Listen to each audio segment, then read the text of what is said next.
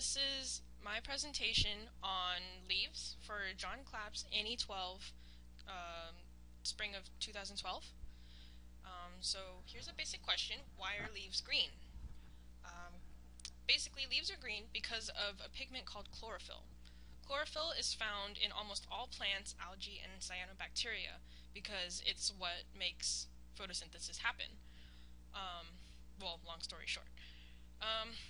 On the electromagnetic spectrum, chlorophyll absorbs bluish light most strongly, followed by reddish light. But it doesn't absorb green and near green portions of the spectrum very well, which is why chlorophyll containing tissues appear green. In cold autumns, leaves sometimes change color and turn yellow, bright orange, or red. This happens because the tree is responding to the cold and the reduced amount of sunlight by slowing down chlorophyll production. After the leaf is shed, a leaf scar develops on the twig. And when leaves degreen, chlorophyll is converted to a group of colorless tetraperols known as non-fluorescent chlorophyll catabolites. The cuticular wax layer, well, in general, the side facing the sun has an extra waxy and shiny protective layer, which is called the cuticle. The underside of the leaf still has a cuticular layer, but it's much thinner, and this is to make way for the stomata, which are used for gas exchange within the leaf. And as a result, this side usually appears duller. So as you can see, this top layer, the clear layer here, is the cuticle, and it adds protection to what's inside the leaf. And in this picture, you can see that, you can kind of see that this is the top side of the leaf, and it's more reflective than the bottom side. This side is more matte, but it's receiving a little bit more light, which is why it kind of looks the same as that.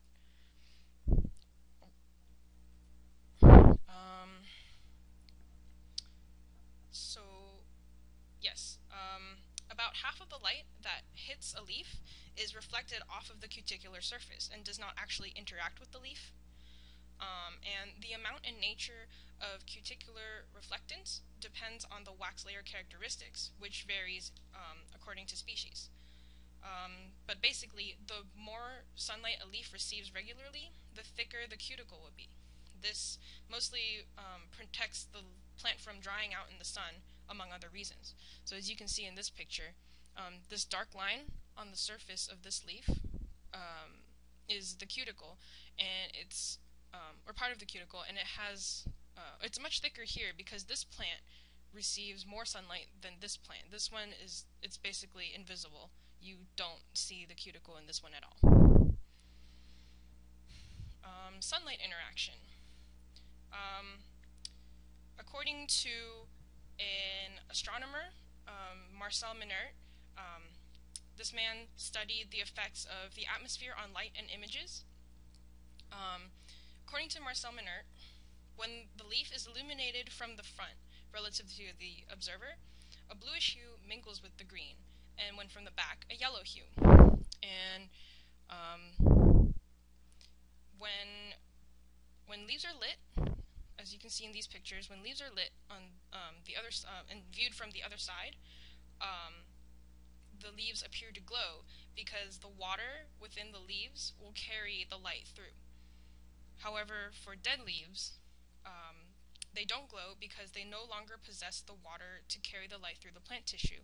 So if you look at these examples here, you can clearly tell that the light isn't passing through the leaves nearly as much as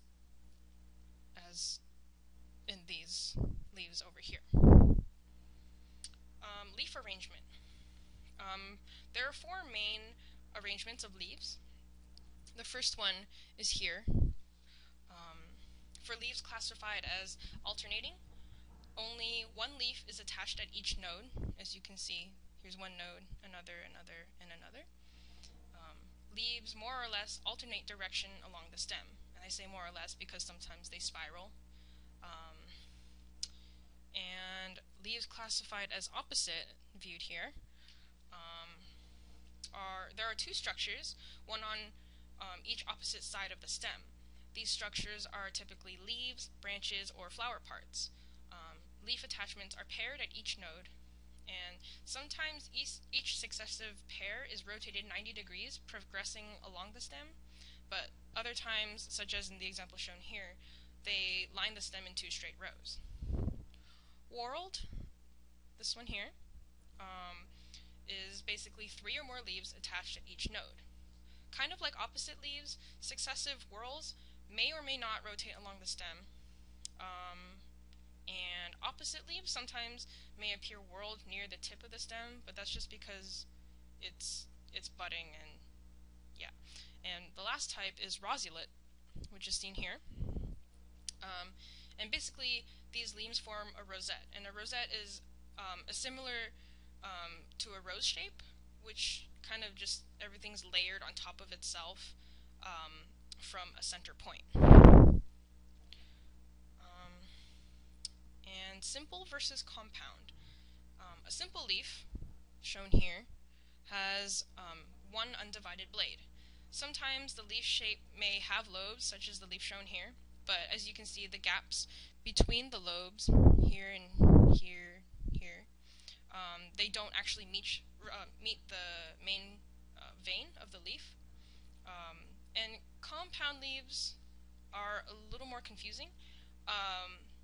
They have a fully subdivided blade, and each leaflet of the blade is separated along a main or secondary vein.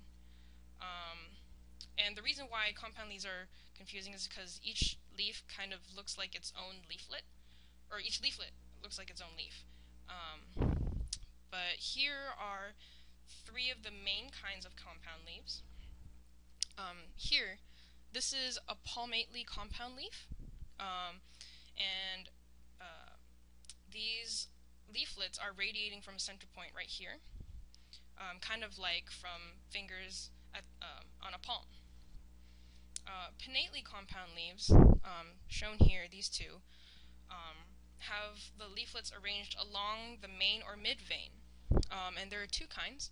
There's even pinnate, which has no terminal leaf, so it kind of just ends in a pair, whereas odd pinnates do have a terminal leaf, so there's the pair and then there's one at the end.